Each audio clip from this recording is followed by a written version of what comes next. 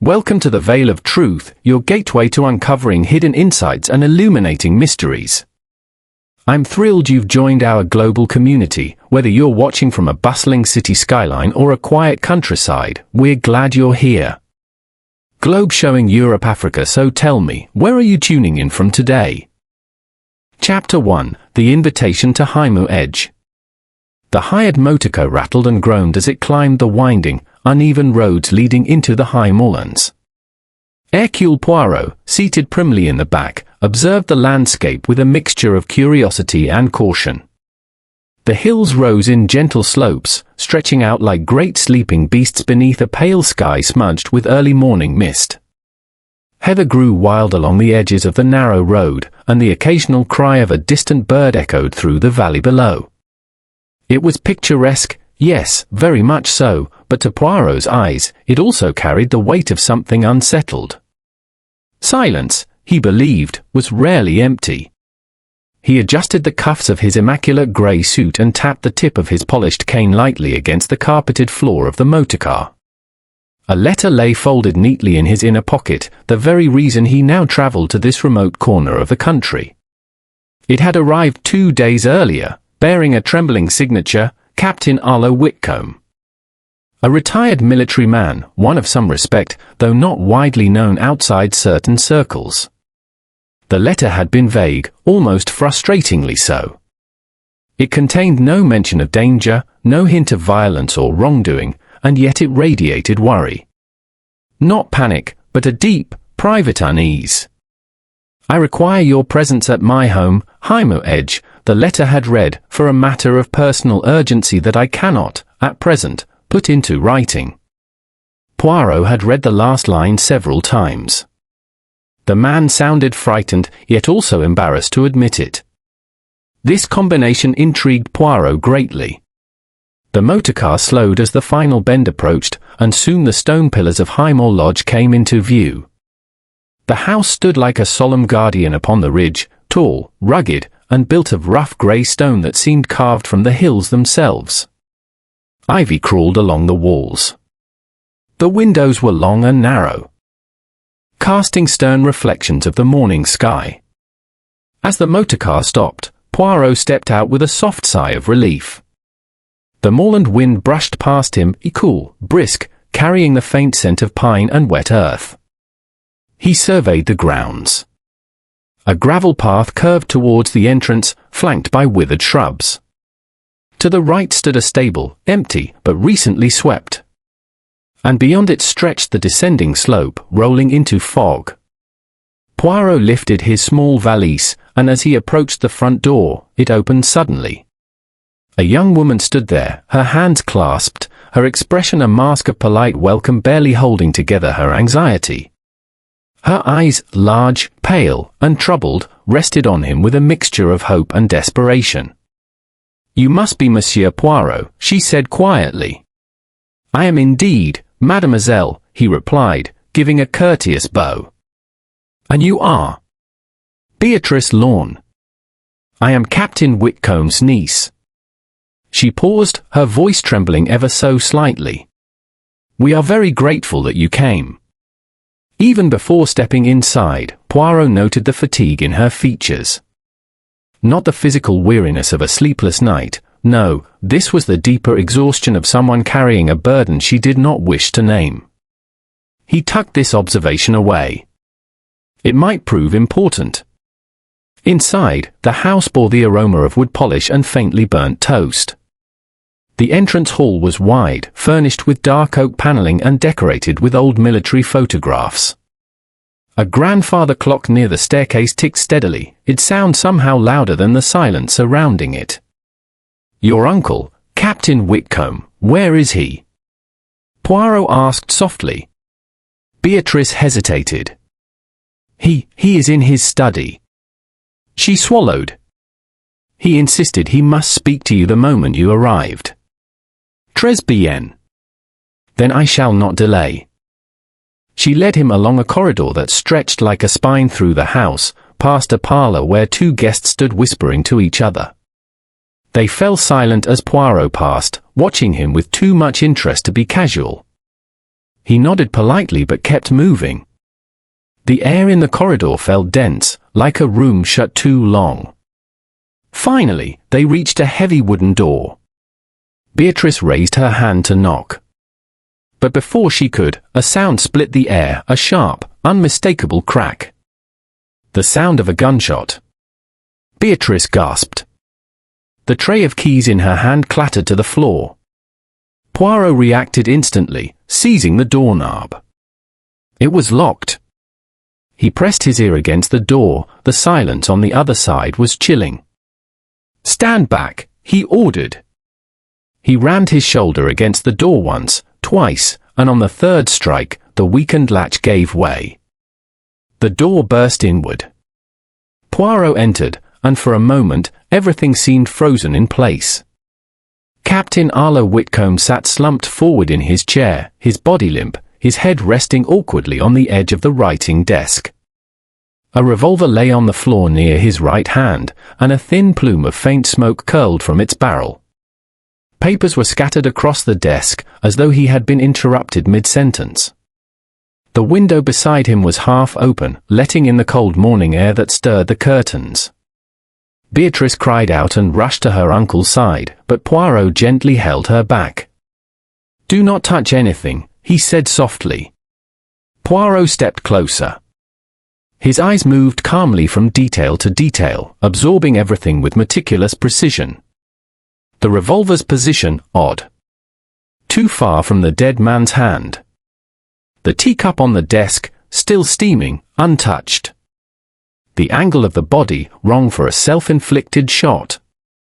The window latch, scratched, as though someone had forced it slightly. And most curious of all, the captain's boots were muddy, but only on one side. Poirot felt the faint stirrings of certainty within him. Behind him, Beatrice whispered, It looks like he, oh, dear God." Poirot raised a hand gently. "Mademoiselle, please. We do not leap to conclusions, not yet." He turned slowly, his gaze sweeping the room, the hallway, the faces now gathering at the door. The guests stared at him with wide eyes, fearful, confused, but something else beneath it all. A collective tension. A suspicion shared silently among them. Poirot lifted his chin. "No," he murmured, almost to himself. "This is not suicide. It is too arranged, too neat. Nothing is out of place, yet everything is wrong." He folded his hands behind his back, his expression grave. "Treason of order," he whispered. "Someone has tried to deceive Hercule Poirot. And that, he thought with a flicker of cold resolve, he could never permit." Chapter 2, A Death Too Convenient.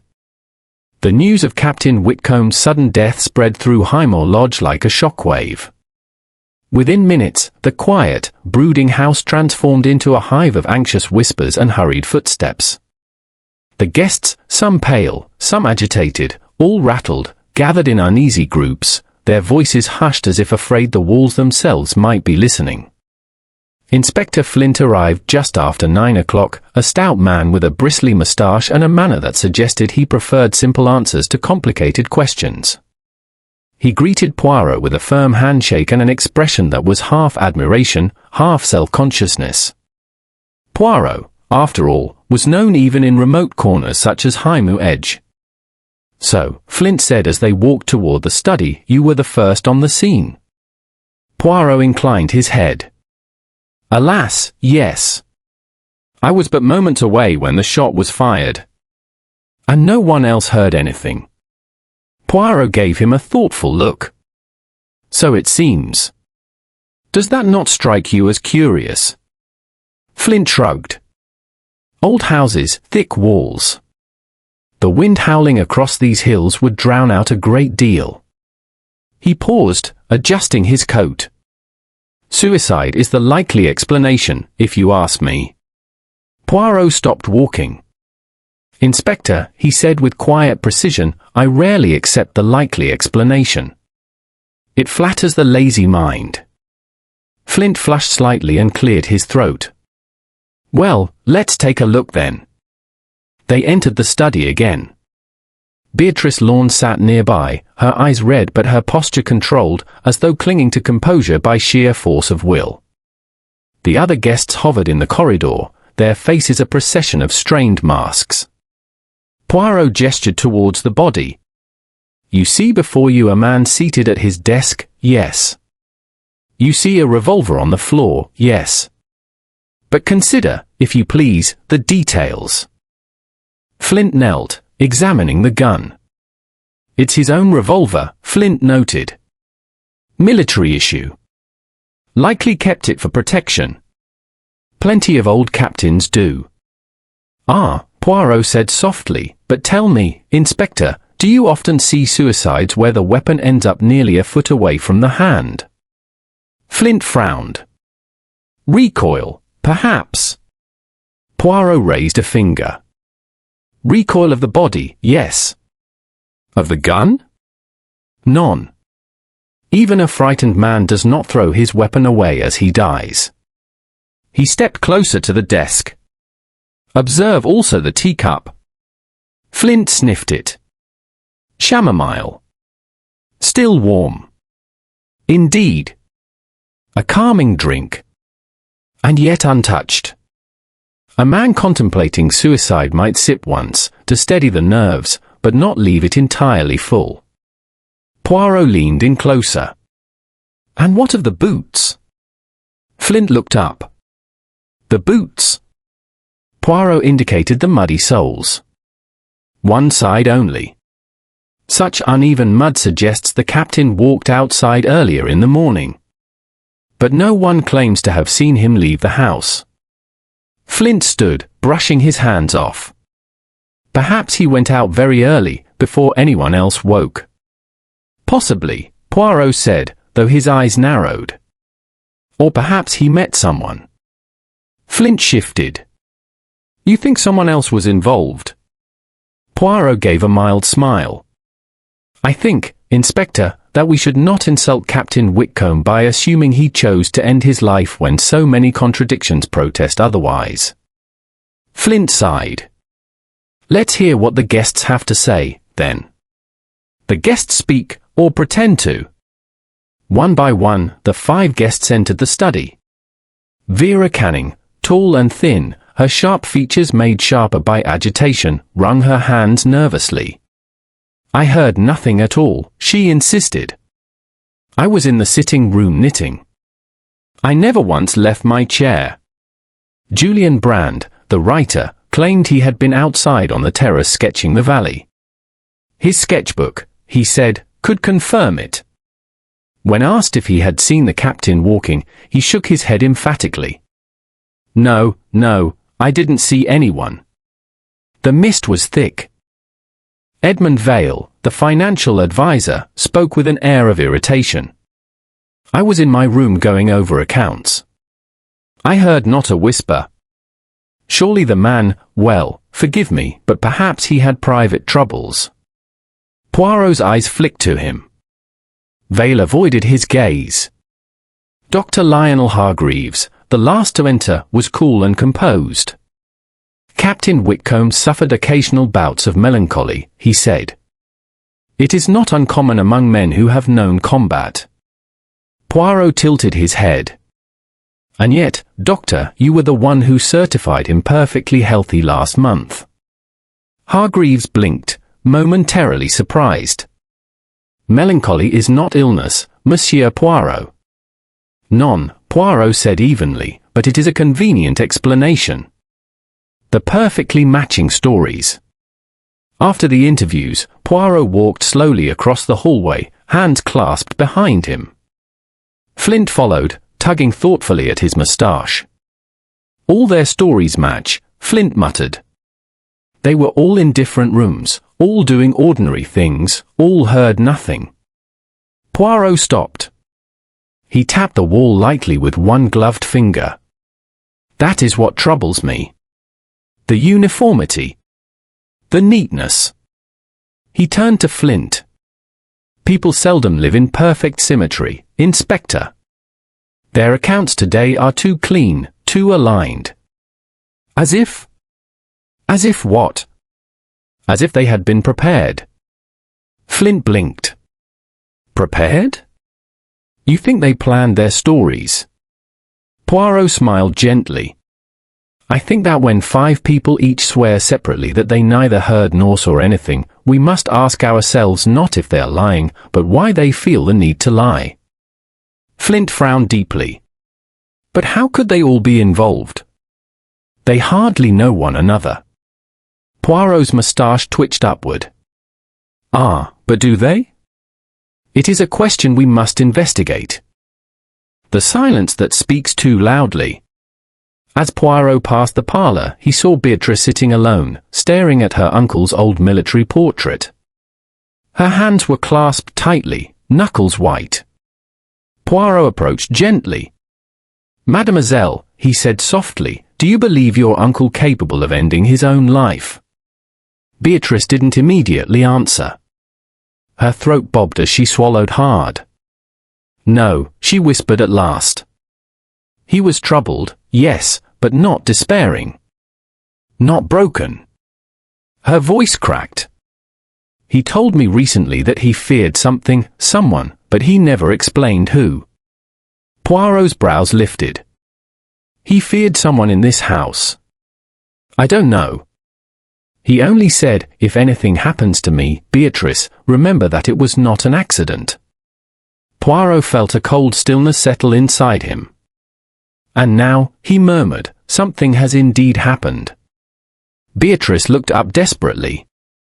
Monsieur Poirot, do you think, could it really be murder? Poirot bent slightly, his gaze firm but kind. Mademoiselle, I think nothing yet. I observe. I deduce. And I listen. He gestured to the rest of the house. But here, silence speaks louder than truth. Poirot's quiet verdict. After Flint departed to organize formal procedures, Poirot returned to the study once more. He stood before the desk, slowly circling the room with the precision of a man following a map others could not see. He noted again the displaced gun, the steaming tea, the boot marks, the forced latch. He studied the spines of the books on the shelves, the position of the chair, the faint scent in the air. Finally, he folded his arms. This, mon ami, he whispered to the absent captain, was no suicide. He turned, his eyes narrowing with resolve. And whoever staged it thinks themselves clever. That, I promise you, they shall come to regret. Chapter 3, The Guests of Highmoor Lodge. The late afternoon sun cast long shadows across Highmoor Lodge, filling its stone corridors with a pale gold that did little to warm the unsettling tension inside. The house seemed to breathe uneasily now, as though aware that a lie was circulating through its rooms, shapeless, but alive. Poirot, ever sensitive to atmosphere, felt it pressing around him like the hush before a storm. He took it upon himself to observe the guests, not through formal questioning but with the gentle art of watching, listening, and inviting conversation. People, Poirot believed, revealed themselves most honestly when they thought they were not being examined. Beatrice Lorne. Beatrice, Captain Whitcomb's niece, was the first person Poirot approached. She sat by the window in the drawing room, a book open in her lap though it was obvious she had not read a single word. Her fingers pinched the fabric of her sleeve, twisting it nervously. Mademoiselle, Poirot said softly as he entered, you seem very much alone among so many people. She looked up, her eyes wide and troubled. Monsieur Poirot? I don't know what to think. My uncle, he was stern, yes, but he was not a man who would end his own life. He told me once that no matter how dark the world became, one must face it standing. Poirot nodded gently. Courage, yes. But fear can cloud even the bravest hearts. You mentioned earlier that he was unsettled. Beatrice hesitated. Poirot saw her throat tighten. Yes, she whispered. For the past 2 weeks, he was restless. He walked at odd hours, outside, in the rain, even late at night. He would stare out of his study window for long periods, as if expecting someone. Expecting? Poirot repeated. Beatrice pressed her lips together. I think so. He wouldn't say who. And when I asked, he told me it was better left unspoken. She shivered. Now I fear that silence cost him his life. Poirot inclined his head. You speak with remarkable clarity, mademoiselle. Please take care that it does not place you in danger. Beatrice looked at him, startled.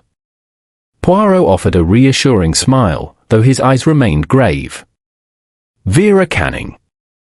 Next, Poirot found Vera Canning in the conservatory. She was pacing, her shoes tapping against the tiled floor in an erratic rhythm. She paused only when she noticed Poirot.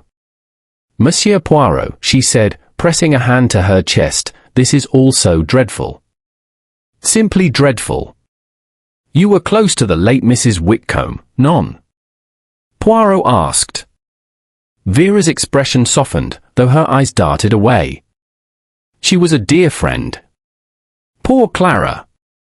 She adored this house, though I always said it was far too lonely for comfort.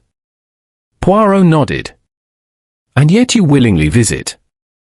Well, yes, of course. Out of loyalty. She glanced at the plants around her as though searching for somewhere to rest her gaze. Arlo was particular. A difficult man at times. But I never imagined, never dreamed, he would do such a thing. Poirot tilted his head. You are very quick to assume suicide. Vera's hands clenched. Isn't that what it looks like? Ah, Poirot murmured, but what things look like and what they are can be very different. Vera swallowed. Do you think someone here, someone among us, had anything to do with it? Poirot smiled. What do you think, madam? Her face paled. I cannot say. But her trembling said otherwise. Julian Brand. Poirot found Julian Brand, the historian and writer, seated by the fireplace in the parlour, scribbling furiously into a notebook. He snapped it shut the moment Poirot approached. Ah, Monsieur Poirot, he said brightly. Fascinating business, though tragic. You must have solved dozens of such cases. Poirot raised an eyebrow. You speak with the curiosity of the writer, Monsieur Brand. Guilty, Brand said with a small grin. But I assure you I meant no disrespect. Poirot sat across from him. You claim you were outside sketching the valley at the time of the shot. The mist was thick, yes. Practically a curtain. Brand laughed. Could hardly see my own boots. Poirot steepled his fingers. And yet, you heard nothing. Nothing at all. H.M. Poirot leaned back. Tell me, did Captain Whitcomb allow you free access to his archives for your research? Brand hesitated. Somewhat. He was protective of certain documents. Said they contained private matters from his military days. And you respected his wishes. The hesitation this time was longer. I tried to. Poirot's moustache twitched. You see, Monsieur Brand, curious minds sometimes become too curious. Brand gave a nervous laugh. Surely not curious enough to kill a man. Poirot said nothing. The silence unsettled Brand more than any accusation could have. Edmund Vale. In the dimly lit study that Edmund Vale had borrowed for his financial work, Poirot found the advisor hunched over a pile of ledgers, though he wasn't writing, merely flipping the same page back and forth. Poirot tapped lightly on the desk. Working through grief, Monsieur Vale. Vale sighed heavily. Trying to, yes. There are matters that must be sorted. Captain Whitcomb was not the easiest client. Meaning? Vale hesitated. He distrusted everyone. Recently more than ever. He examined every penny, every receipt. questioned even minor discrepancies. Poirot's eyebrow lifted. Discrepancies? Vale grew defensive. Normal errors. Nothing more. Of course. Poirot's tone was delicately polite. And you, too, heard nothing of the gunshot? Nothing, Vale said firmly.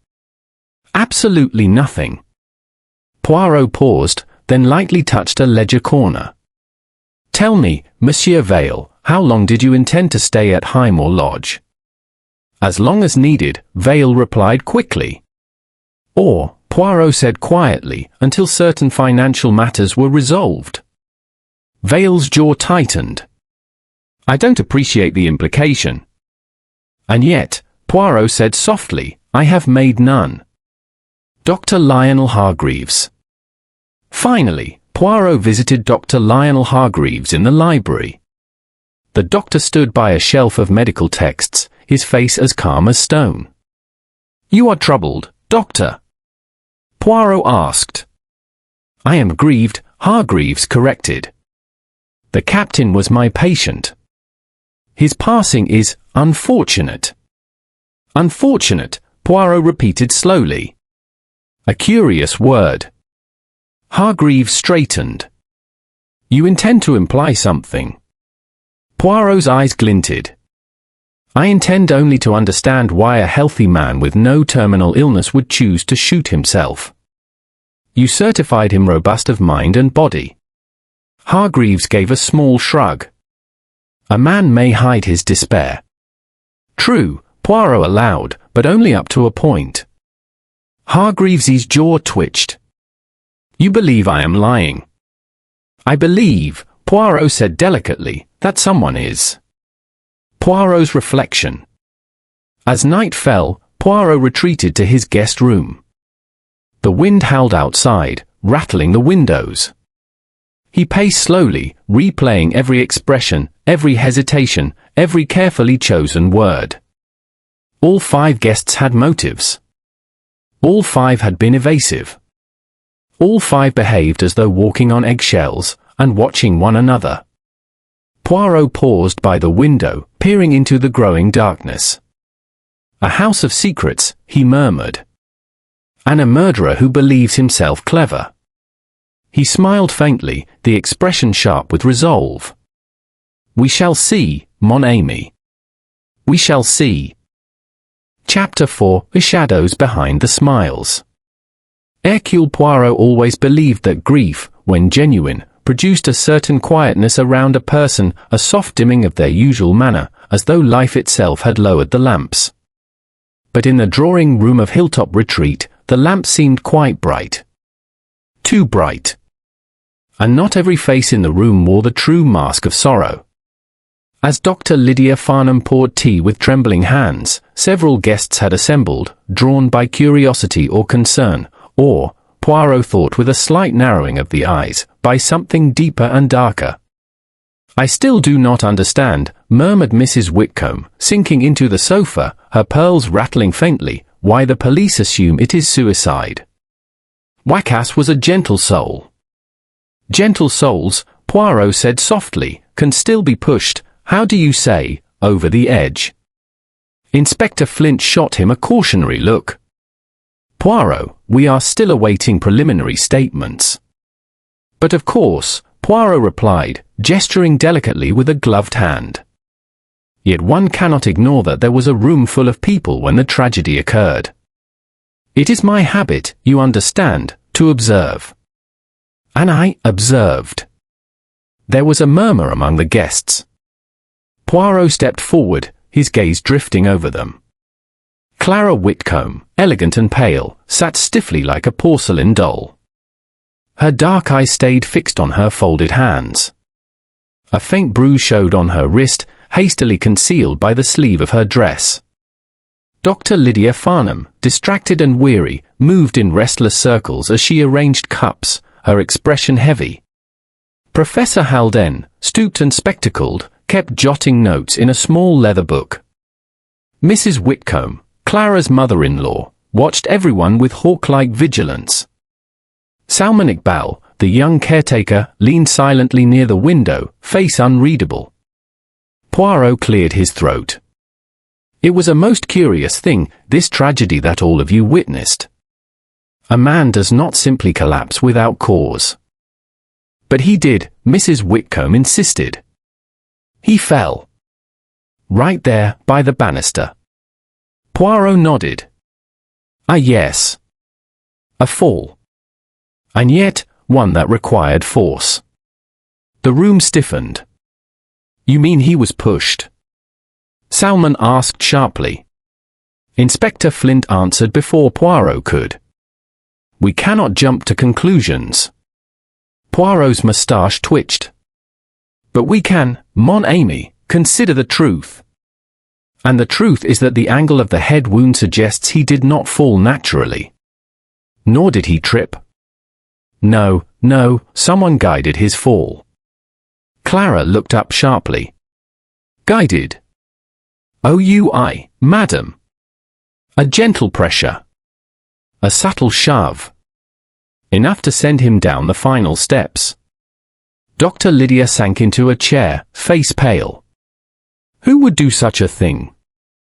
Poirot clasped his hands. Ah, that is the question. And allow me to say, everyone in this room had an opportunity. Mrs. Whitcomb gasped. How dare you? Murder, madam, Poirot said quietly, does not recognize manners. Silence fell like a heavy curtain. Poirot stepped closer to the fireplace, letting his words settle. You see, I noticed something when I examined the corridor. A spilled cup of tea. Still warm. Its position indicates that someone carrying it bumped into Wacas, or pretended to bump into him. Dr. Lydia pressed a hand to her mouth. That was me. I dropped the cup when I saw him fall. Poirot bowed slightly. Exactly. It is the position of the cup that tells me where you were standing, and where Wacas was standing. But it also tells me where everyone else was. He turned his gaze to the young caretaker. Mr. Salmon. You were closest to the stairs. I was cleaning the rail. That's my job, Salmon said defensively. Oh, And you seemed troubled afterward. His jaw tightened. Anyone would be troubled. Poirot did not disagree. Instead, he faced Clara. And you, Madam Whitcomb. You arrived from the library moments before the tragedy. But I could not help noticing your wrist bears a mark. As though someone grabbed you with force. Clara flinched, instinctively hiding the bruise. Mrs. Whitcomb bristled. My daughter-in-law has delicate skin. A mere brush would bruise her. Poirot arched an eyebrow.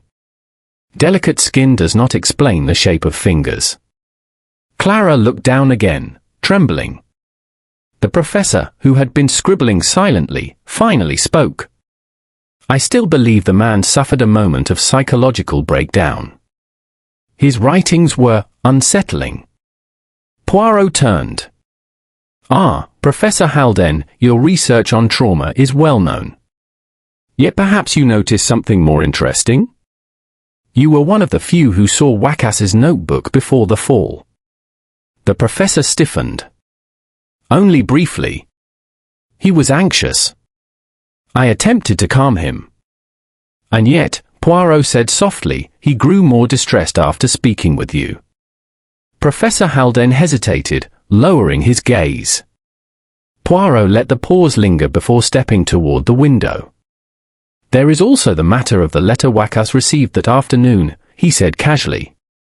Dr. Lydia's head snapped up. Letter? What letter? Poirot glanced at Flint. Our good inspector retrieved it from his room. It was torn into pieces, but I reassembled them. It mentioned a debt, a threat, and the phrase, you will not escape. Gasps filled the room. Clara trembled. Debt? Wacas never told me. People hide many truths from even those closest to them, Poirot said gently. Poirot leaned on his cane. Now, consider this, a man who is terrified, who believes someone is after him, is suddenly seen arguing quietly in a hallway before he dies. Several of you were nearby. Someone whispered something to him. Something that made him step back in shock. And then, fate takes him. Inspector Flint folded his arms. You noticed who he spoke to? Poirot's eyes glinted. I noticed who avoided being seen. His gaze swept the room. All eyes followed it, except one pair, which darted away. Poirot smiled faintly. There, you see? The reaction tells the story. Mrs. Whitcomb rose indignantly. Surely you are not implying? Poirot held up a hand. Madam, I imply nothing. I only observe. He took a slow breath. The truth is close, very close, but still hidden. Like a shadow behind a smile. He turned to Dr. Lydia. Madam, would you kindly show me the garden path? I wish to inspect a footprint I noticed earlier. Footprint? Lydia whispered. A man who is frightened often seeks fresh air. And someone may have followed. Clara suddenly cried out, Please! Just find who did this. He was such a good man. He didn't deserve, her voice broke. Poirot bowed gently. Madam, I assure you, I will uncover the truth. Already, the threads begin to form a pattern. He paused by the door, glancing back at the silent faces. And when the pattern is complete, Miss Amiss, someone in this room will wish they had never met Hercule Poirot. Then he stepped out, leaving the room buzzing with fear, whispers, and a growing certainty. This was no suicide. And Poirot was getting closer. Chapter 5, Footprints in the Quiet Earth. The early evening air at Hilltop Retreat carried a subtle bite, a coolness that crept into one's bones. As Poirot stepped outside with Dr. Lydia Farnham, the breeze stirred the tall pines that lined the garden path, their branches whispering secrets above them. The estate lights glowed like soft lanterns in the encroaching dusk. Lydia wrapped her shawl tightly around her shoulders. I didn't realize you were examining the grounds, Poirot. I thought most of the evidence would be indoors. Poirot gave a small smile. Madam, the truth often escapes through windows and doors, like a draught of cold air. One must follow where it leads. The gravel crunched under their feet as he led her to a narrow path behind the house. A place rarely visited, judging by the overgrown shrubs and faint moss creeping over the stones. There, Poirot said gently, pointing with his cane. Lydia leaned forward, squinting in the fading light. Is that a footprint? Indeed. One distinct enough to tell me that it belongs to a man who walked here in haste. Fresh, created perhaps half an hour before the tragedy. Her breath caught. Then, someone followed Wackas out here. Poirot kneeled with surprising grace for a man of his age. He examined the impression carefully. Not followed. Met. You see? There is a second print, smaller, lighter, facing the first. Lydia gasped. A confrontation. Poirot nodded. A private one. Hidden from the others. Wackas was here. And someone else was with him. He stood, dusting off his trousers. Tell me, Dr. Lydia, did Wackas ever confide in you about troubles? Something he feared. Lydia hesitated. He spoke of feeling watched. Not always, but in the last few days. I thought it was stress. He mentioned a letter arriving, though he refused to show it. Poirot's eyes brightened. Ah. So he did confide in someone. And did he say who wrote it? No. He only said, someone I once trusted. I assumed it was business-related. Poirot's brows knitted. Business, personal, emotional, such troubles intermingle. They walked further down the path until it opened to a small patch of uneven earth. Poirot crouched again, brushing away a thin layer of dry leaves. Lydia pressed a hand to her chest. "What is it now?" "A cigarette, but," Poirot said quietly. "Still faintly warm." "Someone was here recently," Lydia murmured. Poirot nodded. "And someone who does not smoke inside the house. The brand is foreign, expensive. Not the sort one would find easily in the village." A shadow crossed Lydia's face. "Professor Haldane smokes foreign cigarettes. So does Mrs. Whitcomb, though she hides it from her doctors." Poirot tapped the butt lightly with his cane. "And Mr. Salmon sometimes carries imported brands gifted by travellers. So, this could belong to any of the three." "Exactly, madam. Which makes it more interesting." Poirot inspected the bushes behind them. Someone waited here. Watching. Listening. Lydia's hands trembled slightly. "Poirot, do you truly believe Wacas was murdered?" "Not an accident." Poirot turned to her with a look of profound seriousness.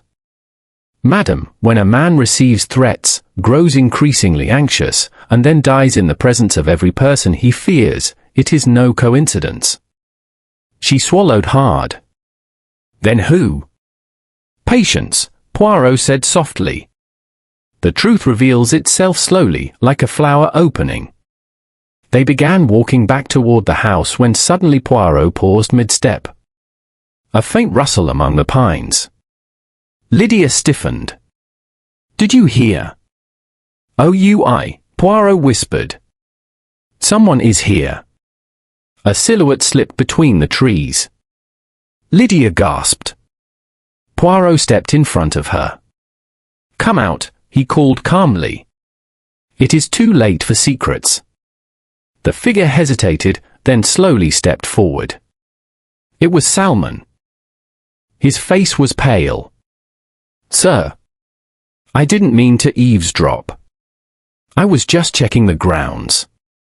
Poirot's eyes narrowed slightly. "With such stealth?" Salmon swallowed. "I needed to see if you found anything. Dr. Lydia asked me earlier to keep watch for anything unusual. I thought I should help." Poirot observed him closely. "Unusual indeed. But tell me, Mr. Salmon, why were you near this place right before the tragedy?" Salmon's eyes widened. "Me? I wasn't." But the footprint suggests someone with your boot size." He looked down at his own boots as though startled by their existence.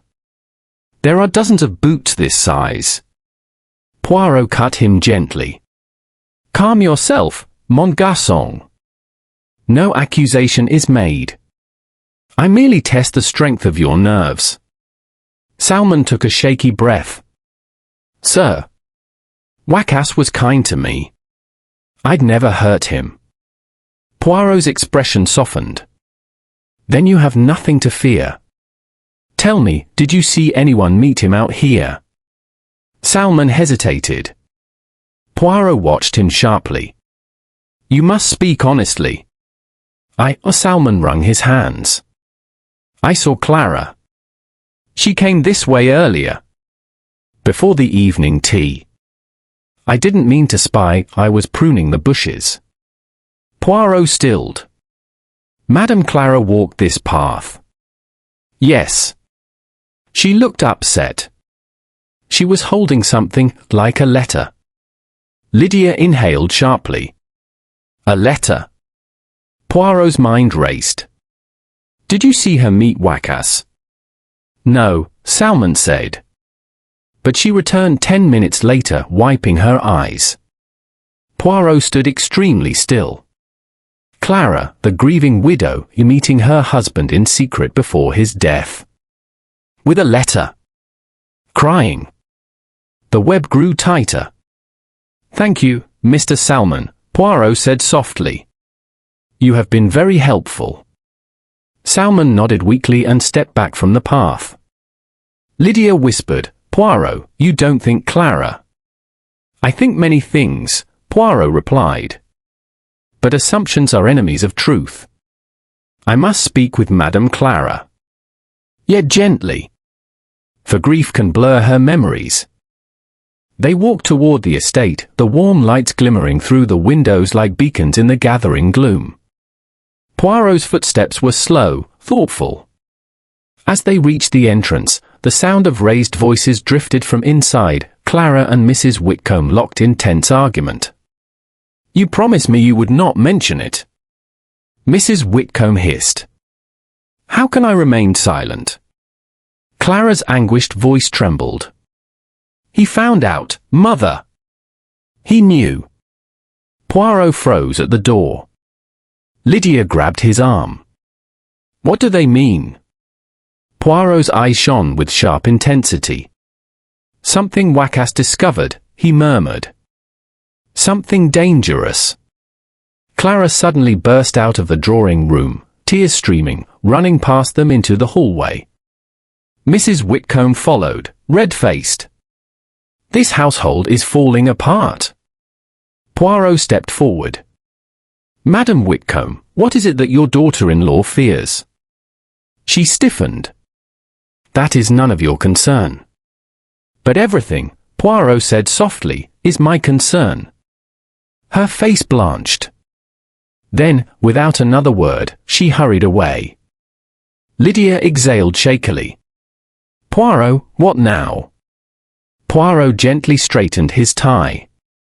"Now, madam, we prepare. The storm has begun.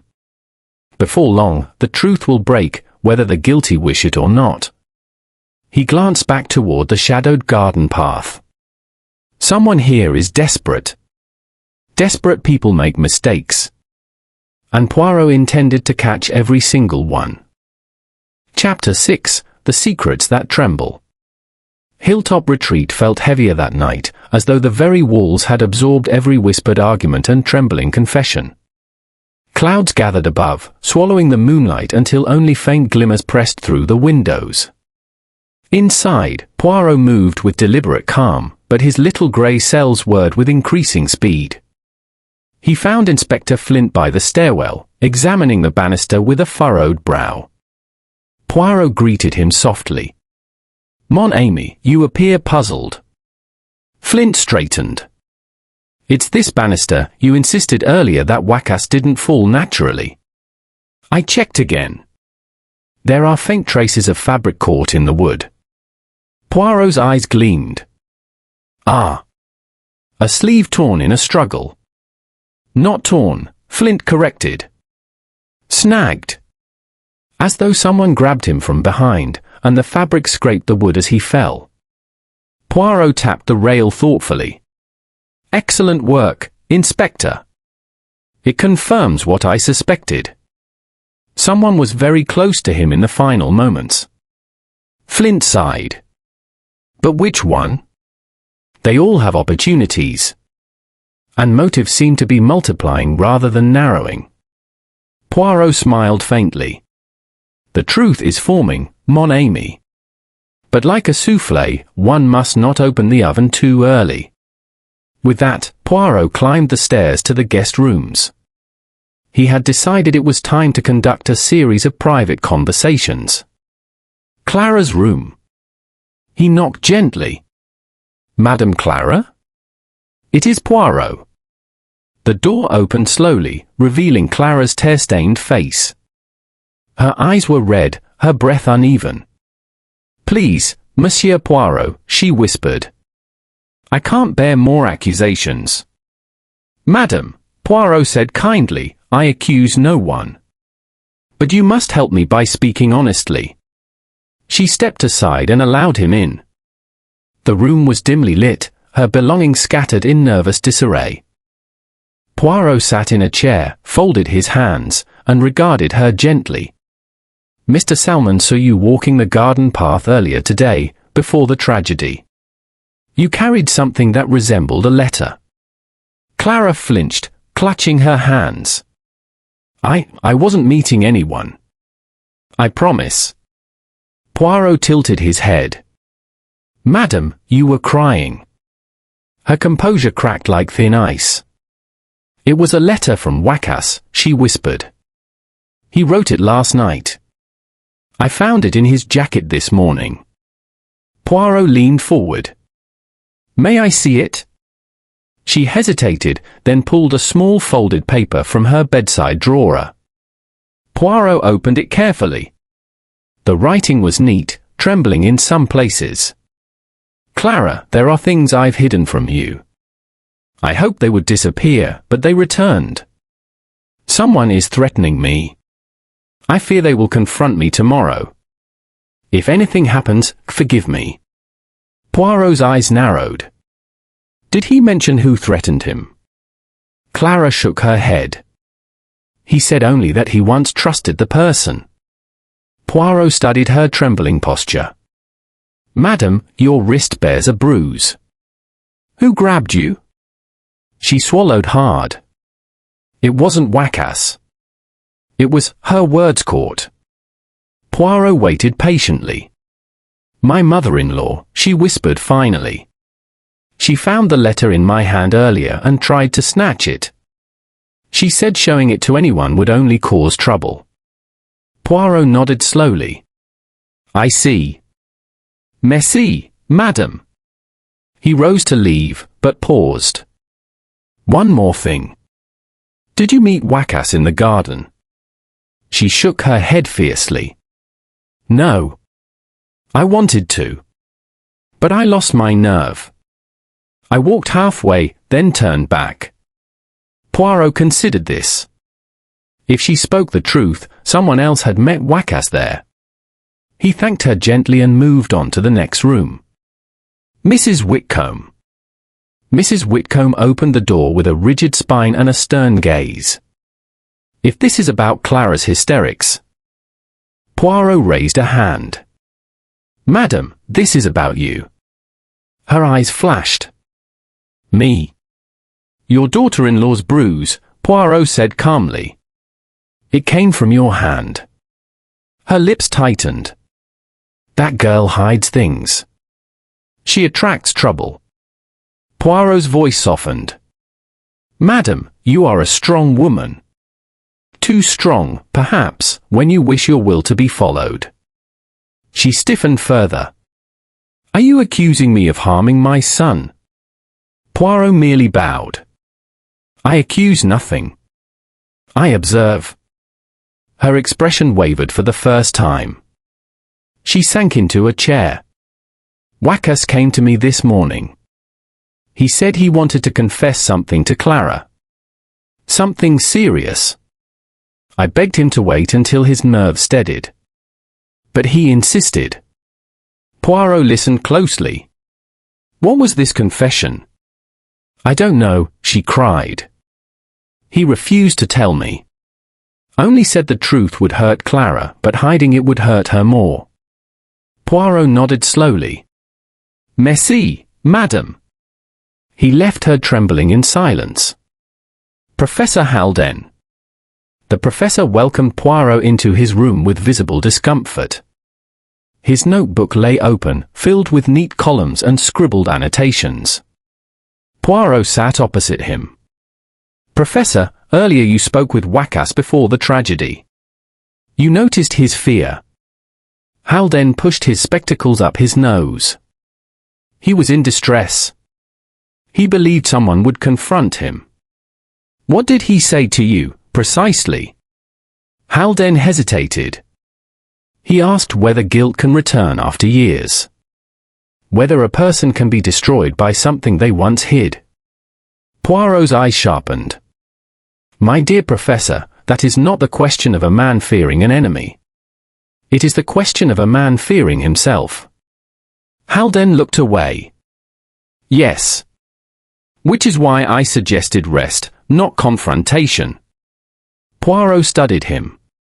And did he mention who threatened him? No, Haldane murmured. But he said the words, he is here. Poirot's breath stilled. He? Not they. Yes, Haldane said. A single person. A man. Poirot rose slowly. Merci, Professor. You have been most helpful. Salmon's quarters. The caretaker's room was small, tidy, and faintly scented with cleaning soap. Salmon sat nervously as Poirot entered. I already told you everything, Salmon said anxiously. I don't know who followed Wacas. I only saw Clara earlier. Poirot observed him silently. Then he lifted a small ashtray from the desk. You smoke foreign cigarettes, Poirot said gently. Like the one in the garden. Salmon's face drained of colour. Sir. I didn't drop it there. I swear. Poirot simply watched him. After a long silence, Salmon broke. Wacas asked me last week if anyone had been asking about him. If strangers came near the house. He was scared. Really scared. And today, before he died, he asked me to keep an eye on the back garden. Poirot nodded. Why the back garden? Because he said someone would meet him there, Salmon whispered. Poirot's pulse quickened. Someone he thought he could reason with. Poirot leaned forward. Did he say who? Salmon hesitated. He said, the man from his past. Poirot felt the room tighten around him. And did you see this man? Salmon's voice shook. Yes. Poirot stilled. Who, Salmon? Who met him? Salmon closed his eyes. It was someone from inside the house. Poirot's breath chilled. Who? Salmon whispered a single name. Poirot's eyes widened, not in surprise, but in confirmation. The pattern was finally forming. The truth was close. Very close. Chapter 7, A Name in the Dark. The name Salmon spoke lingered in the air like a cold blade suspended at Poirot's throat. The small room seemed suddenly smaller, the shadows heavier, the silence pressing against the walls. Poirot waited for the young caretaker to steady himself. His hands trembled, his breath came in uneven gasps. Say it again, mon garçon, Poirot said softly. Truth, once spoken, must not be swallowed back. Salmon swallowed hard. It was Professor Haldane. I saw him go into the back garden before Wacas did. He waited behind the old pine. And when Wacas arrived, they argued. Poirot closed his eyes briefly. Not in shock, no, he had suspected something, but in contemplation. And this argument, Poirot murmured, did you hear it? Salmon nodded faintly. Not clearly. But? Wacas said, you promised it was over. And Haldane said, you left me no choice. Poirot breathed deeply, absorbing every word. And then, he asked. They walked deeper into the trees. I didn't see the rest. Salmon pressed a hand to his forehead. Sir, do you think Haldane killed him? Poirot did not answer immediately. Instead, he placed a gentle hand on Salmon's shoulder. You have done well, mon ami. Your truth will help us all. Now you must rest, and say nothing of this until I instruct otherwise. Salmon nodded shakily. Poirot turned and left the quarters, closing the door softly behind him. The corridor outside felt colder, the floorboards creaking under his steady steps. Poirot's mind worked rapidly, threads knitting, unraveling, looping again. A pattern had emerged, yes, but it was incomplete. Something vital was missing. He walked toward the dimly lit drawing room where several guests lingered restlessly. Their faces snapped up as he entered. Mrs. Whitcomb stood near the fireplace, wringing her gloves. Clara sat hunched on a sofa, staring at the floor. Dr. Lydia paced anxiously. Professor Haldane pretended to read a book but turned a page far too quickly. Poirot observed them silently. Inspector Flint approached him. Any progress? Poirot's moustache twitched. Progress, yes. But clarity? Not yet. Flint sighed. It would help if they stopped bickering. Mrs. Whitcomb nearly fainted after Clara confronted her about something. Poirot glanced at Clara. She looked fragile, yet something fierce simmered beneath the surface, as though grief had sharpened her rather than dulled her. He approached her gently and bowed. "Madam, may I speak with you?"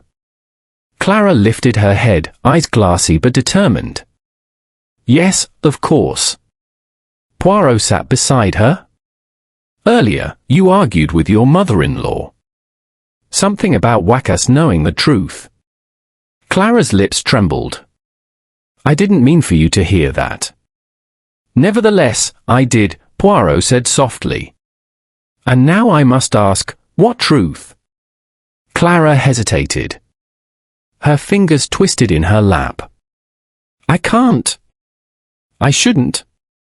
Poirot leaned close, voice kind but firm. "Madam, your husband is dead. The truth is the only way to honor him." Tears gathered in her eyes. She whispered, "Wacas discovered something about Professor Haldane.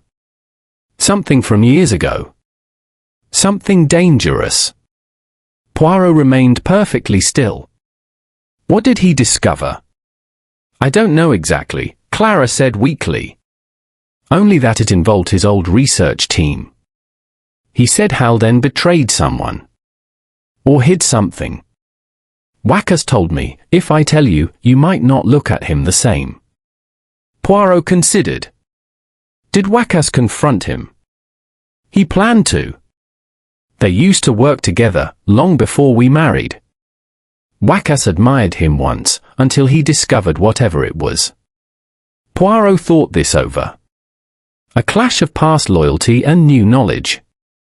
A motive that could grow from resentment into fear. He rose slowly. "Merci, madam."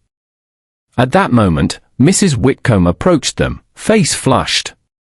"Hercule Poirot, I must speak with you at once." Poirot turned. "Yes, madam. This madness must end. You are causing distress. Clara is hysterical. Salmon is jumpy. And Haldane is pacing like a wolf." Poirot arched a brow. "And you, madam? Are you as calm as you appear?" Her mouth pressed into a thin line. But she lowered her voice. "If you must know, I fear something. Something terrible." Poirot's eyes narrowed. "Speak freely." She leaned closer. "My son, Wacas, he had enemies. Enemies from before he married Clara. He once confessed that he had been part of a dangerous investigation abroad. One that went wrong." Poirot felt a spark ignite in his mind.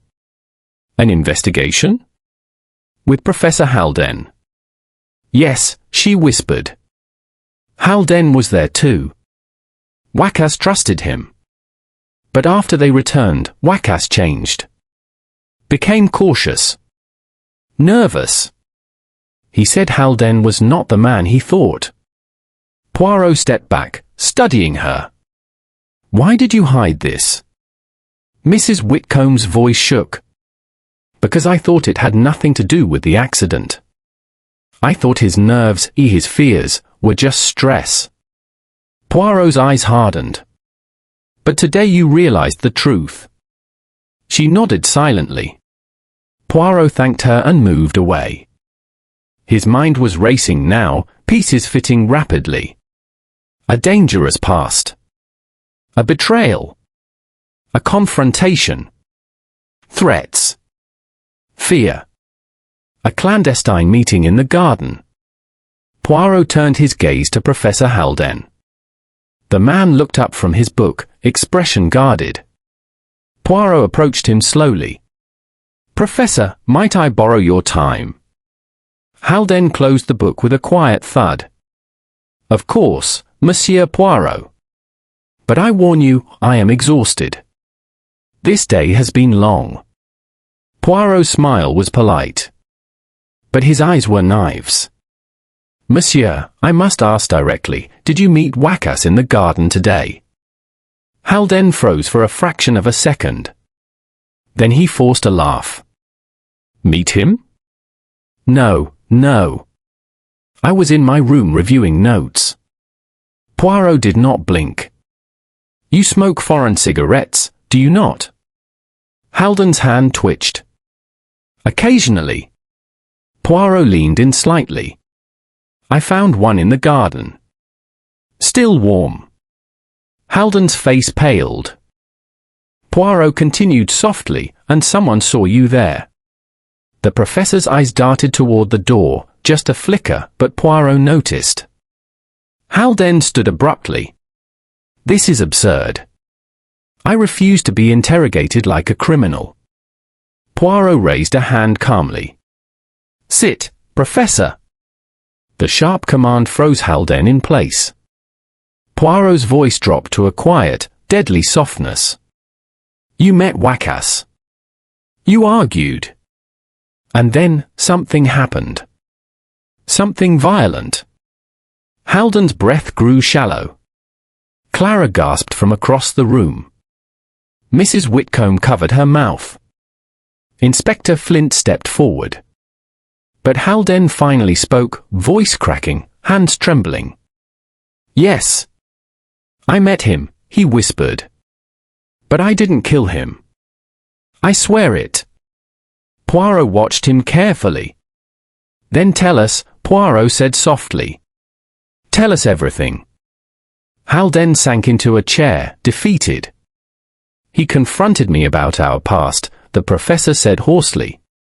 He accused me of ruining his life. He said he would expose me. His voice broke. But I swear, Poirot, when we parted ways, he was alive. Scared, but alive. Poirot's gaze bored into him. Then someone saw your argument. Someone who wished to use it. Haldane's breathing quickened. Someone? Who? Poirot straightened, his voice calm and smooth. That, Monsieur Haldane, he said with a chilling smile, I will reveal tomorrow. When all are gathered. When the truth is ready to be unveiled. The room fell silent. Fear circled them like a predator. Haldane whispered, Poirot, you know. Poirot clasped his hands behind his back. OUI, he said softly. The final thread has shown itself. Tomorrow, I reveal the murderer. He turned toward the staircase, his footsteps echoing. But tonight, Poirot murmured, half to himself, the guilty one does not sleep. Chapter 8. Poirot gathers the threads. The drawing room of Highmoor Lodge had been prepared exactly as Poirot requested. Heavy curtains were drawn against the early evening chill, and a fire crackled softly in the hearth.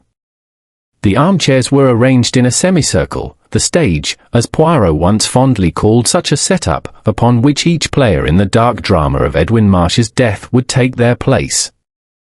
Inspector Flint stood near the doorway with arms crossed, eyes alert, clearly anticipating either enlightenment or chaos. Dr. Lydia Farnham sat stiffly, fingers interlaced on her lap. Tobias Marsh leaned forward in agitation, his brooding expression only amplified by the shadows dancing over his face. Clara Whitby perched on the edge of her seat, biting her lip. Mr. Archer paced near the mantelpiece, stopping occasionally to adjust his spectacles. Mrs. Pembroke clutched her handkerchief nervously, glancing between Poirot and the others as though fearing her own heartbeat might give away some secret. Poirot stood before them calmly, hands joined behind his back, his immaculate moustache gleaming with the same confidence that filled his eyes.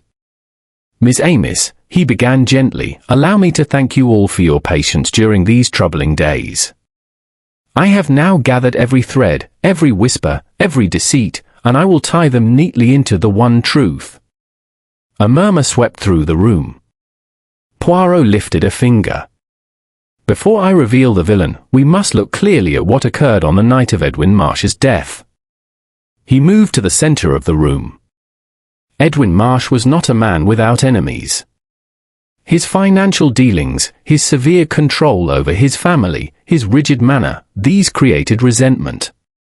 But it was not resentment alone that killed him. None.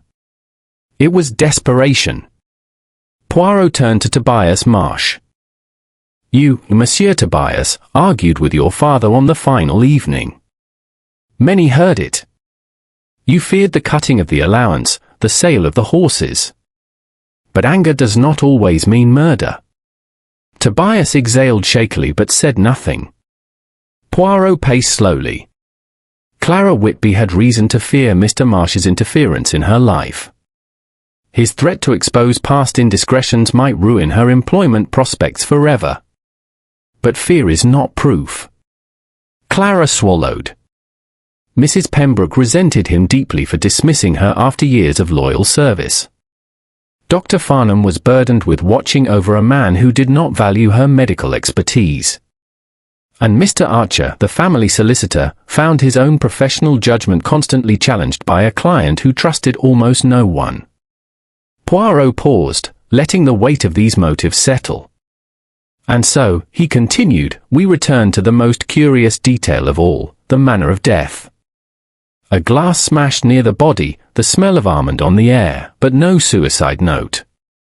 A man meticulous in his record-keeping leaves no explanation behind? None. Impossible.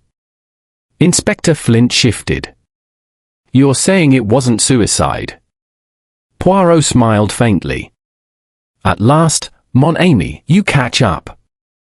Edwin Marsh was murdered. And the murderer wished us to believe in suicide.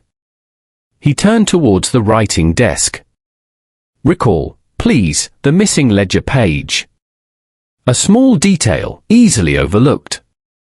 Edwin Marsh discovered something shortly before his death, something he wrote down. Something torn out later by the killer. Poirot approached Tobias. You claimed you searched your father's study for a document he promised you. But I did not believe you. You searched for the missing page. You feared it implicated you. Tobias jumped to his feet. I never touched any ledger page. This is absurd. Poirot raised a soothing palm. Calm yourself, monsieur. I do not accuse you. Tobias stared in stunned silence before sinking back down. Poirot turned towards Mr. Archer. You, sir, had access to all financial documents, and more importantly, you knew Edwin Marsh was preparing to change his will. You feared being removed as executor, no? Archer stiffened. That is pure speculation. Poirot shook his head. None, it is not. The room felt ice-cold for a moment. Poirot then turned slowly, deliberately, to Lydia Farnham. She blinked. Poirot? Surely you don't mean... Poirot's voice softened. From the moment I arrived, madam, I saw your weariness. Your resignation. Your guilt. Everyone stared at her. You were the last to see Edwin Marsh alive. You administered his medicines. You alone understood the subtlety of the toxin used, an extract seldom encountered outside certain medical practices. You knew just enough to employ it, clumsily. Poirot tapped his nose. The almond scent was too obvious, too theatrical. A true poisoner avoids such dramatics. Lydia's breath trembled. Poirot continued, you claimed to have heard nothing that night. Yet the window in the study was opened slightly, despite the cold, implying someone had leaned out to throw something away, such as a vial. And in your coat, I found traces of a crushed leaf from the deadly herb in the garden shed. Only a doctor would recognize and misuse such a plant. Her face drained of color. Mrs. Pembroke gasped. Clara covered her mouth. Tobias whispered, no. But Poirot was not finished. The final proof, he said, lay in the missing ledger page. Edwin Marsh had discovered that someone was forging his signature on repeated orders of medical supplies never delivered to him. Supplies charged to his account. Supplies used elsewhere. He confronted the culprit. Poirot looked at Lydia with gentle sadness. You were running a secret free clinic in the nearby valley, were you not? For the poor families abandoned by the village hospital after funding cuts. Lydia's eyes widened with pain. How did you know? Poirot's expression softened. Your compassion betrayed you.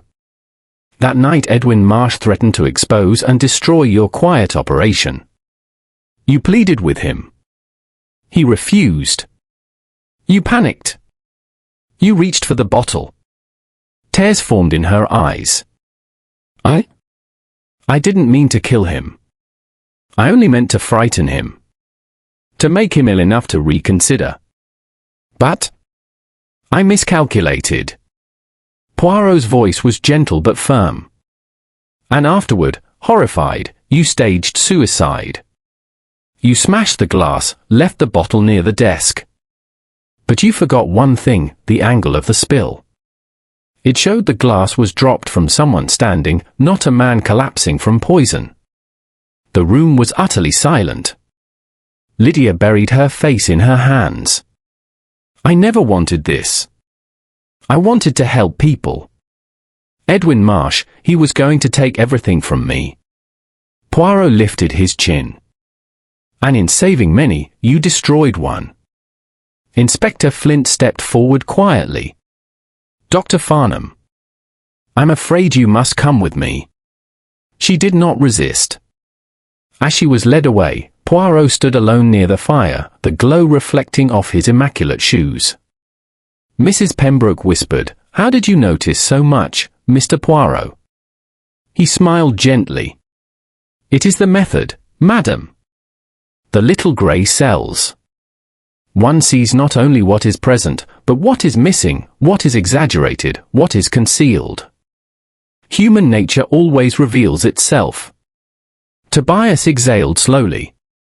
So it's over? Poirot gazed at the retreating figure of Lydia Farnham with a wistful sadness. Yes, monsieur. It is over. But let us not forget, justice is seldom tidy, and truth rarely gentle. He straightened his tie. But it is always necessary. And with that, Hercule Poirot brought the mystery of Highmoor Lodge to its solemn conclusion.